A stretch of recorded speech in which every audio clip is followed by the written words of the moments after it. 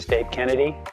I retired from the Navy as a captain and as a clinical social worker. I didn't find out that I was the first in the Navy to be commissioned in the Medical Service Corps as a social worker until about 2 weeks after I reported for duty. So I started talking to people, and I knew because of my history in the Navy, that there are lots of stressors with separations, family separations, being new to communities, new to neighborhoods, as well as the stress with families from having their member deploy or go to war, and separation. So I figured that that was a good place to start.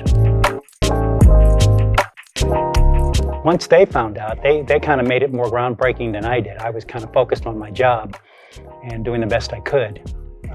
There was a little bit of a mini article that was done in one of the papers, one of the Navy papers about the event, and that was it.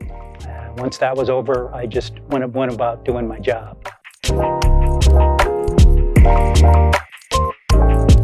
I think it's just doing the best you can given the circumstance. For me, the Navy didn't know anything about social work, and they, again, as I said before, they just said do social work, and so I went about trying to explore, find out what the issues were at that particular command for families, and I got myself put on the schedule for new spouses coming into the Navy, and did orientations. And through those interactions, I learned what some of the stresses were for spouses. I was encouraged that the Navy was starting a new program to support families, because I knew that there were lots of issues for those families.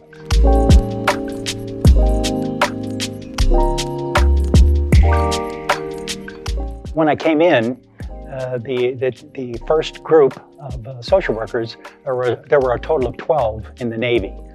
And so we were very, very small, very, very new, and I was hoping that the program would last. The Army and the Air Force had social workers since the 40s, and the Navy was last on board to offer these kind of support to families. And now I think the program is probably 30 or 40 social workers throughout the Navy. It's been going well. We have doctoral programs for our social workers, so I'm happy that is continued.